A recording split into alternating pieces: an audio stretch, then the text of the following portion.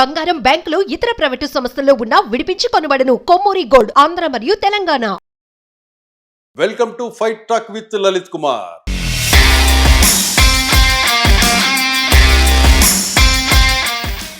ఈరోజు మన అతిథి టీడీపీ రాష్ట్ర కార్యదర్శి బొబ్బూరి వెంగళరావు.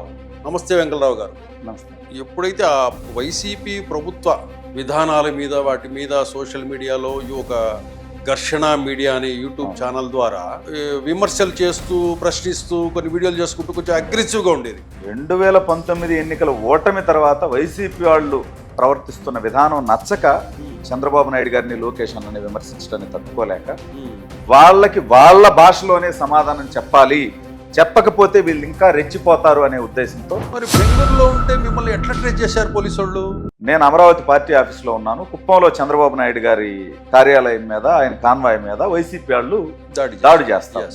నాకు రిస్క్ ఉందని తెలుసు, కానీ చంద్రబాబు నాయుడు గారి కాన్వాయ్ మీదే, చంద్రబాబు నాయుడు గారి సొంత నియోజకవర్గంలోనే దాడి చేసే వికృత చేష్టల్లో తట్టుకోలేక ఆ బ్యాలెన్స్ కోల్పోయి నేను ధర్నాకి వెళ్ళిపోయాను డీజీపీ ఆఫీస్ నుంచి. అక్కడ ధర్నా చేస్తున్న క్రమంలో ఆ విజువల్స్ అవి పోలీసులు కానీ, వైసీపీలో సోషల్ మీడియాలో ఉండే సజ్జల భార్గవ రెడ్డి కానీ, ఇంకొంతమంది ఉన్నారు కానీ ఐడెంటిఫై చేసి ఇమీడియట్గా లిఫ్ట్ చేయండి అనేసి లిఫ్ట్ చేయాలి. అక్కడి నుంచి నేను ఎక్కడికి వెళ్తున్నానని నన్ను ఫాలో అయ్యారు. ఫస్ట్ ఫ్లోర్లో ఒక రూమ్లో, కార్నర్ రూమ్లో విజయపాల్ కూర్చోవాలి. అక్కడ తీసుకెళ్లారు నన్ను, సిఐడి విజయపాల్. నేను రూమ్లోకి వెళ్ళగానే, ఎరా నా కొడక, ఏంట్రా నువ్వు జగన్మోహన్ రెడ్డిని ఎందుకు మాట్లాడతావురా, వైసీపీ వాళ్ళని ఎందుకు మాట్లాడతావురా, నువ్వు నీకేం పనిరా? సార్, నేను ఎవరిని, నాకు నేనుగా ఒక్క మాట జగన్మోహన్ రెడ్డిని కానీ వైసీపీ నాయకులను కానీ నేను విమర్శించాను.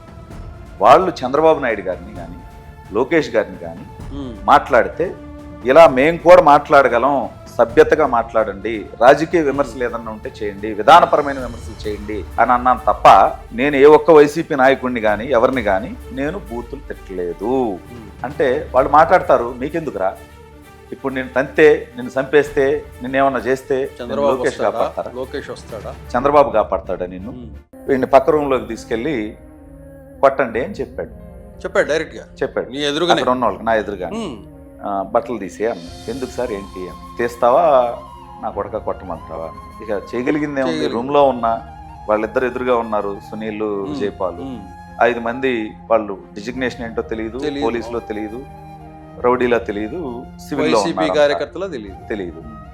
నేను తీను అన్నా వాళ్ళు ఎలాగో తీస్తారు. సరే, షర్ట్ తీసేసిన తర్వాత కింద మోకాళ్ళ మీద కూర్చోబెట్టి ఈ 2 చేతులు ఇలా దగ్గరికి పెట్టి ఇలా పైకి పెట్టారు.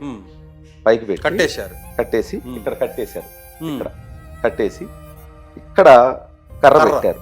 అంటే తల ఇలా ఇలా ఓపకుండా, లేదా పక్కకి ఇలా ఇలా అనకుండా, లేదా చేతులు కూడా కిందకి దిక్కకుండా ఇలా కట్టేసి దాదాపు ఒక 1/2 అవర్ కొడుతూనే ఉన్నారు. పైన చేతి వేళ్ళకి కరెంట్ షాక్ పెడుతూ విజయపాల్ కంటిన్యూస్ గా అడుగుతా ఉన్నాడు, నా కొడక, చంద్రబాబు నాయుడు గారిని, లోకేష్ అన్నని తిడుతూ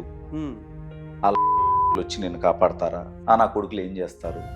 కింద కూడా డ్రెస్ మొత్తం తీసేసారు. 1/2 అవర్ కడ్రాయర్ మీద ఉన్నారు. అది కూడా లేదు, అది కూడా తీసేసారు. Bear body. నన్ను కొట్టేటప్పుడు నేను అరుస్తున్న అరుపులు, నా బాధ, నా ఏడుపు, ఇదంతా ఆ సునీల్ 3-4 టైమ్స్ తన ఫోన్ లో వీడియో తీశాడు. నేను పెద్దగా అరుస్తున్నా.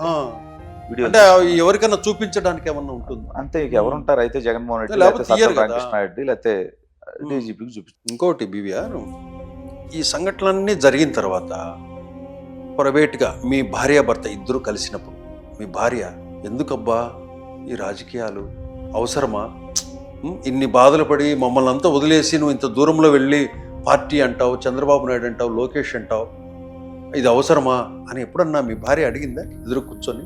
అంటే తను నన్ను అడిగున్నా ఇంత బాధ ఉండేది కాదేమో. నా ఆసక్తి కోసం, నా ఫైట్ కోసం నేను వాళ్ళందరినీ ఎంత ఇబ్బంది పెట్టాననేది మాత్రం ఈ రోజుకి ప్రతిరోజు నాకు 5 సంవత్సరాలు బాధగానే అనిపిస్తుంటుంది. ఎందుకంటే నా కొడుకు, మా ఇద్దరికి అలవాటు అయిన నా కొడుకుని ఆల్మోస్ట్ నా అరెస్ట్ తర్వాత ఒక 7-8 నెలలు నేను వాడికి దూరంగా ఉండాల్సి వచ్చింది. వాడు రాత్రి అంటే మా ఇద్దరితోనే అలవాటు కదా, డే అండ్ నైట్ మేము ఇద్దరమే చూస్తే మా ఇద్దరు ఫేస్లే. సో బాగా అలవాటు అయిపోయాడు. ఆడు వాడు వేరే చోట ఉండి నేను వేరే చోట ఉంటే రాత్రి 2 గంటలకు నిద్ర లేచి నాన్న కావాలని ఏడ్చేవాడు. ఏడ్చేవాడు. పోతే నా ఫ్యామిలీ మీద నా మీద ప్రభుత్వం నిఘా ఉంది, ఇంకా వాళ్ళ ప్రభుత్వం ఉంది, మళ్ళీ కేసులు పెడతారేమో తీసుకెళ్తారేమో అంటే వాడిని కూడా నాకు 2 సంవత్సరాలు నా కొడుకుని కూడా ఈ 5 సంవత్సరాల్లో ఎన్నో ఇబ్బందులు పెట్టా. వాడికి ఎన్నో సంతోషాలు నేను ఇవ్వలేక దూరం చేశాను. నా కుటుంబం దగ్గరకో ఎవరి దగ్గరికి ఎక్కడికి వాడిని నేను తీసుకెళ్ళలేకపోయా.